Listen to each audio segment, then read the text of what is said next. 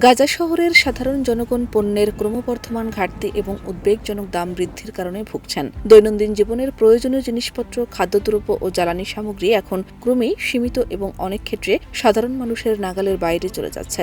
স্থানীয় বাজারের পর্যবেক্ষকরা জানিয়েছেন, আটা, চিনি, তেল, দুধ এবং অন্যান্য মূল্য খাদ্যদ্রব্যের মূল্য গত কয়েক মাসে উল্লেখযোগ্যভাবে বৃদ্ধি পেয়েছে। গাজাবাসীরা ক্রয় ক্ষমতার অভাবে সীমিত পরিমাণেই পণ্য সংগ্রহ করতে পারছেন, ফলে সাধারণ মানুষের খাদ্য নিরাপত্তা বিপন্ন হচ্ছে।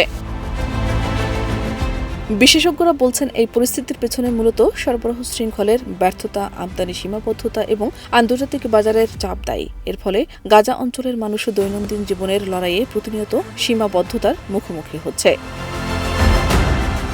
স্থানীয় নাগরিকরা অভিযোগ করছেন, একই পণ্য বাজারে বিরল হলেও দাম অত্যন্ত বেশি। পরিবারের জন্য প্রয়োজনীয় জিনিস কেনার জন্য মানুষকে অতিরিক্ত অর্থ ব্যয় করতে হচ্ছে।